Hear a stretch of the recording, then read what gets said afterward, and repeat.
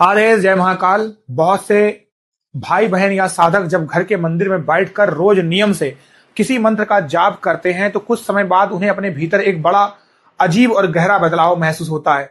जाप करते करते अचानक उनकी खुद की आवाज बदलने लगती है। आवाज में एक अजीब सा भारीपन, एक कड़क गूंज या ऐसा सन्नाटा आ जाता है जैसे कोई और उनके भीतर से बोल रहा हो।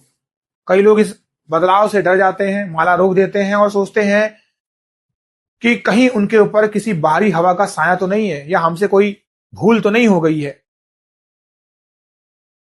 देखिए, पहला जो लक्षण होता है इसका वो होता है जाप शुरू करने के 10 से 15 मिनट के बाद आपकी सामान्य आवाज अचानक बहुत गंभीर और भारी होने लगती है और गले में एक हल्की सी थरथराहट महसूस होती है।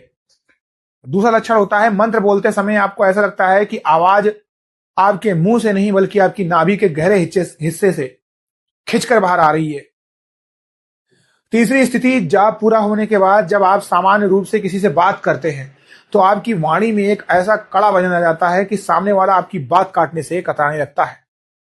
अब इसके पीछे का असली शास्त्रीय और ऊर्जा संबंध सुनो।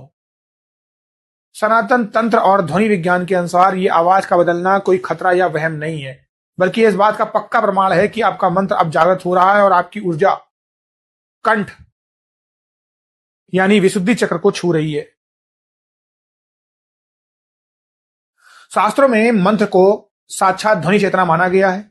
जब एक ही मंत्र को बार बार पूरी एकाग्रता से जपते हुए आप आगे बढ़ते हैं तो आपके शरीर के भीतर सोई हुई प्राण ऊर्जा जागृत होकर ऊपर की तरफ भागती है। जब ये ऊर्जा आपकी नाभि यानी मणिपुर चक्र से उठकर कंठ तक पहुंचती है तो आपकी सामान्य वाणी वैखरी से बदलकर मध्यमा और पश्यंती स्थिति में जाने लगती है।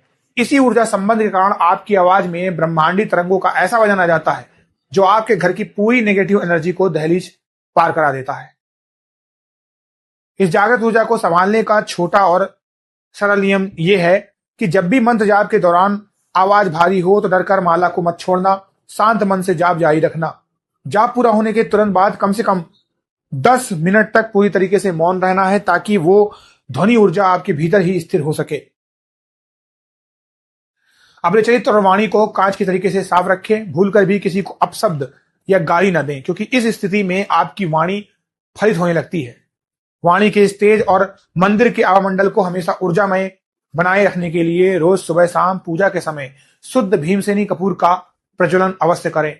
आप चाहें तो इसके लिए शुद्ध सामग्री जहां से मिलती हो वहां से आप ले सकते हैं, क्योंकि शुद्ध सामग्री अगर होगी तभी दिव्य और सात्विक सुगंध आपके घर में फैलेगी और इससे मानसिक उलझन भी चली जाएगी और घर की नकारात्मकता भी दूर हो जाएगी। आपकी साधना जो होता है उसके बल को ये 100 गुना बढ़ा देती है। घर में अखंड बरकत होती है। आपको दिखावे और पाखंड से दूर रहना है, अपने चरित्र को साफ रखना है और पूरे भरोसे के साथ श्री महाकाल के चरणों में झुक जाना है। आदेश जय महाकाल।